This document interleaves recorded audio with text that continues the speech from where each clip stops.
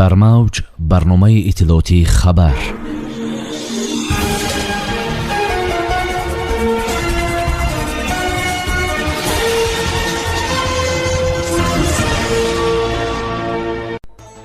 ҳайати Тоҷикистон дар вохӯрии давлатҳои электорат дар Марокаш иштирок намуд. дар душанбе ғолибони даври сеюми озмунҳои ҷумҳуриявӣ илм, фуруғи маърифат ва тоҷикон оинаи тарихи миллат қадрдонӣ гардиданд. деҳқонони ноҳияи Деваштеч нақша доранд ки истеҳсоли картошкаро то ба 230 000 тонна бирасонанд. ҷоми Мердика 2023 дастаи мунтахаби Тоҷикистон оид ба футбол дар Куала-Лумпур ба бозии ниҳоӣ омода мешаванд. то соли 2026 20 000 ҷавон аз ҷумла шахсони маъюб ба омӯзиш фаро гирифта шуда соҳиби шаҳодатнома мегарданд. бо шарҳи бештари ин ва дигар хабару рӯйдодҳо бо шумо ҳастам Мартаба Раҳмон ва салом. раиси Бонки Миллии Тоҷикистон Ҳоким Холиқзода дар шоҳигарии Марокаш дар вохӯрии давлатҳои электорат дар ҷаласаи солонаи ҷаласаҳои солонаи хазинаи байналмилалии асъор ва гурӯҳи Бонки ҷаҳонӣ 2023 иштирок намуд.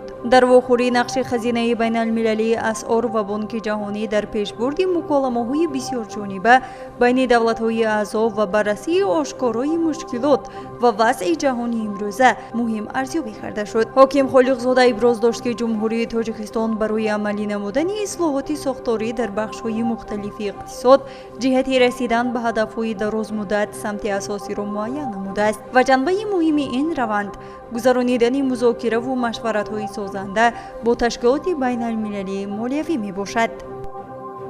санаи 14 октябр бо ташаббуси мақомоти иҷроии ҳокимияти давлатии шаҳри Душанбе маросими ҷоизасупории ғолибони даври шаҳрии озмунҳои ҷумҳуриявии тоҷикон оинаи тарихи миллат ва илм, фуруғи маърифат баргузор гардид. дар маросими мазкур роҳбарияти мақомоти иҷроии ҳокимияти давлатии шаҳри Душанбе, аъзои комиссияи озмунҳо, ҳайати ҳакамон, ғолибони даври шаҳрӣ аз ҳисоби хонандагону донишҷӯён, ходимони илмӣ ва дигар қишрҳои ҷомеа иштирок намуданд.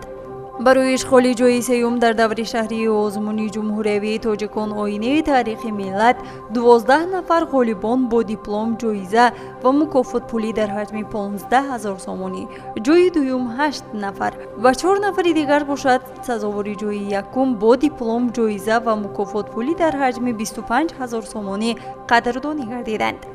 дар идома бошад 66 нафар ғолибони ҷойи сеюми даври шаҳри озмуни ҷумҳуриявии илм, фуруғи маърифат аз рӯи 7 номинатсия бо диплом, ҷоиза ва мукофот пулӣ, 44 нафар сазовори ҷойи дуюм ва 22 нафар сазовори ҷойи якум бо диплом, ҷоиза ва мукофот пулӣ дар ҳаҷми 20 000 сомонӣ қадрдонӣ шуданд. дар фарҷоми ҳамоиш аз ҷониби наврасони соҳиби истеъдод барномаи ҷолиби фарҳангӣ пешниҳод гардид.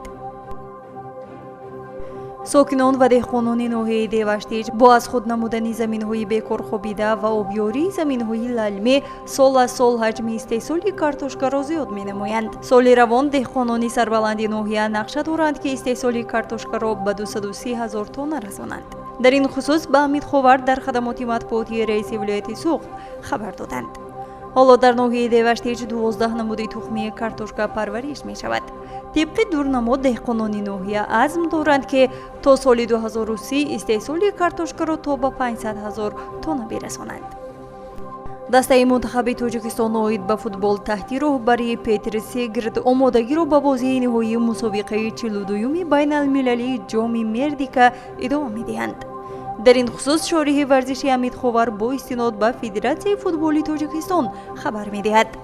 дастаи мунтахаби Тоҷикистон дар доираи омодагӣ ба бозии дар пеш истода тамринҳои навбатии худро анҷом доданд. хотиррасон мешавем ки вохӯрии ниҳоии мусобиқаи ҷоми Мердика 2023 байни дастаҳои мунтахаби Малайзия ва Тоҷикистон 17 октябр дар варзишгоҳи миллии Букит Ҷалил дар шаҳри Куала-Лумпури Малайзия баргузор мешавад. дар доираи амалишавии лоиҳаи таҳсилоти касбӣ ва техникӣ ва омӯзиш дар минтақаҳои кӯҳии ҷумҳурии тоҷикистон то соли 2026 20,000 ҷавон, занҳои бекасб ва шахсони дорои имконияти маҳдуди ҷисмонӣ ба омӯзиш фаро гирифташуда соҳиби шаҳодатнома мегарданд. лоиҳа аз соли 2022 дар доираи ҳамкории ҳукумати ҷумҳурии тоҷикистон бо Бонки Исломии Рушд бо ҷалби $19.1 миллион татбиқ мегардад. ҳадафи асосии лоиҳа беҳтар намудани таҳсилоти касбию техникӣ ва омӯзиш дар минтақаҳои кӯҳии тоҷикистон мебошад. дар ҳамин ҷо мерасем ба фарҷоми барномаи иттилоотии хабар. то барномаҳои дигар, хайр. барномаи иттилоотии хабар аз рӯйдодҳои тоҷикистон, минтақа ва ҷаҳон огоҳ бош.